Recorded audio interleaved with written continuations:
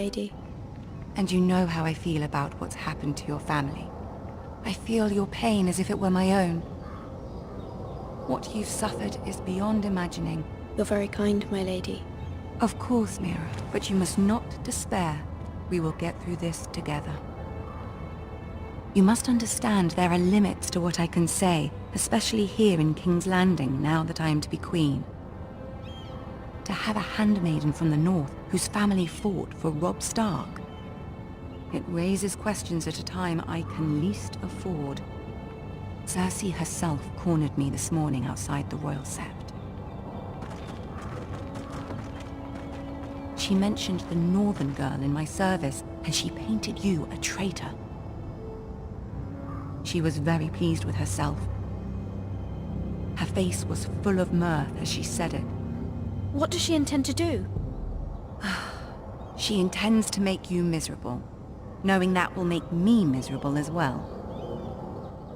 She demands an audience. She wants an apology of some sort, for what I don't know, but she's waiting for us now, and I promised I would bring you to her. I wouldn't ask this of you if it were not important. What do I say? Find a way to appease her. Humor her. Tell her what she wants to hear. See if the Queen Regent is ready to receive us.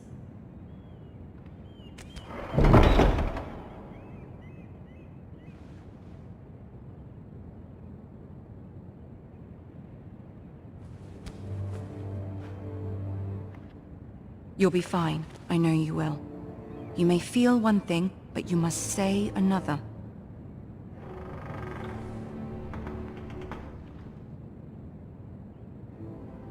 Good luck.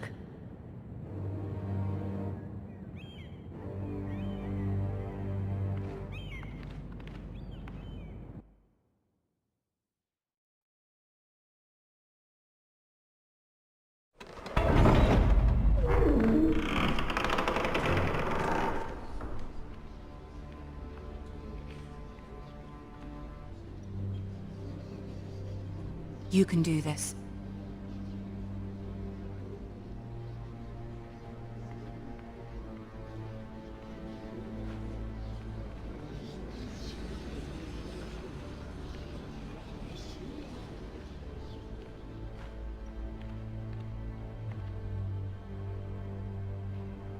Ah, Lady Marjorie. Aren't you looking lovely this evening? Lord Tyrion. Your Grace? With your permission, allow me to introduce Lady Mira of House Forrester.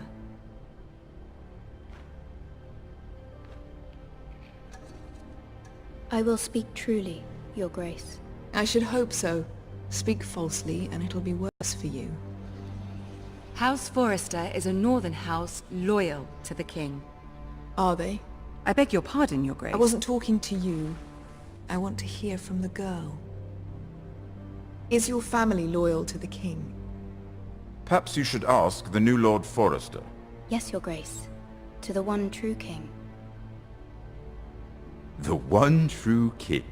Yet she didn't say which. The girl is clever.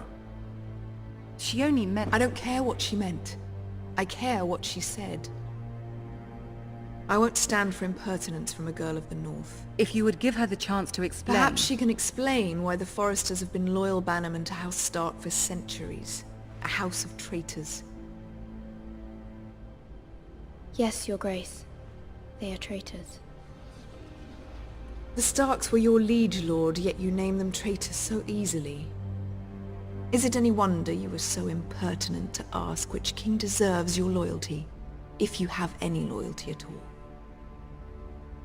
Is your house willing to swear fealty to your new liege lord, Roose Bolton?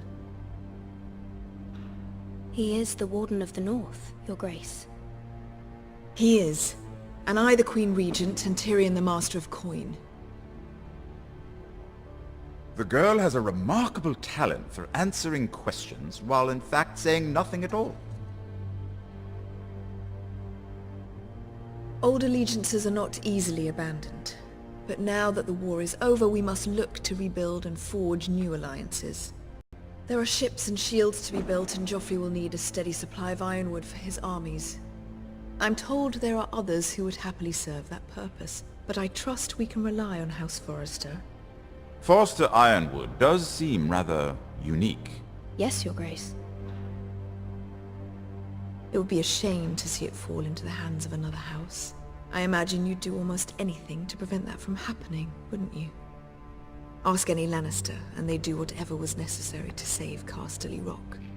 It would be unfortunate to see another house lay claim to what's yours. I won't dishonor myself, Your Grace. I see. What would you have the girl do, Cersei? It's not as if she fought beside the Starks, wielding a battle axe for the Northern Army. It raises an interesting question, I suppose. Can we truly blame those who end up on the wrong side of the war? Our dear Marjorie here was betrothed to Renly Baratheon on the false assumption that he would one day rule the Seven Kingdoms. Can we fault her for her mistake? Should she be held accountable?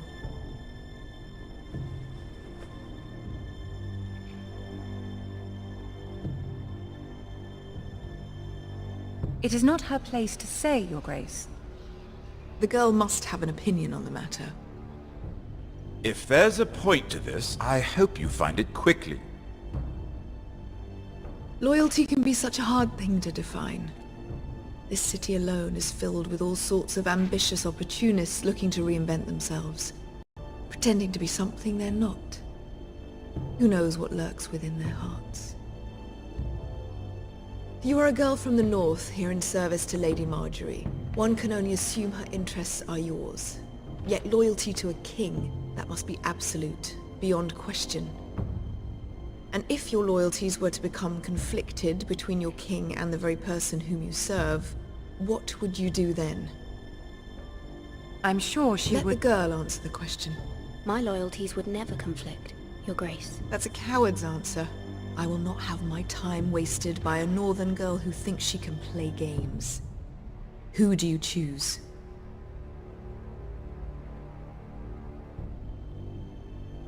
The king, of course. Well said. I was beginning to worry you didn't have your priorities straight.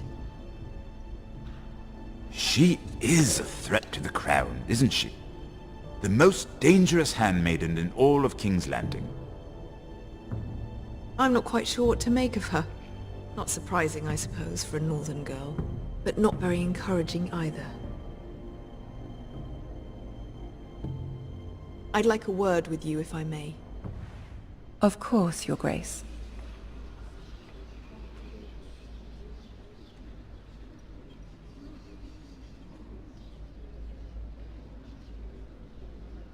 I'll walk you out. This may come as a surprise, but I met your father once, at the tourney at Lannisport. Even then he didn't trust Roose Bolton. We only spoke briefly, but your father struck me as an honorable man. You have my condolences for his loss. Forgive me for saying it, but the Boltons have no honor. Roose Bolton has many unique qualities. Honor is not one of them. That certainly took courage. To so publicly declare your loyalty to Joffrey for all to hear. Poor Lady Marjorie was humiliated, although Cersei seemed quite pleased. It was quite the first impression. I, of course, found it all highly entertaining. I was trying to appease her. I think that was clear to everyone. My sister and I have our differences. She takes great pleasure in her little charades. I take mine in thwarting them. We must find our amusements where we can.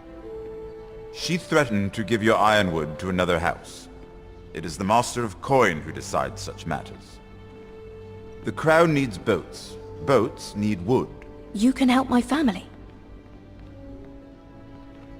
I suppose the crown could be persuaded to secure ironwood from House Forrester. Lady Marjorie might not look favorably on such an alliance, and it would infuriate Cersei. Although what would be amusing for me might prove rather dangerous for you and your house. Are you willing to risk that? It may be far too dangerous, It's a risk I'm willing to take, Lord Tyrion. Please. You are a brave girl, aren't you? I'll consider it. Now, if you'll excuse me, I promised Sansa I would join her for dinner tonight. 3 beautiful bottles of Dornish wine await my arrival. I hope we meet again. Nothing would make Cersei happier. Until then, be careful. This is not the North. King's Landing can be a nest of vipers to the uninitiated.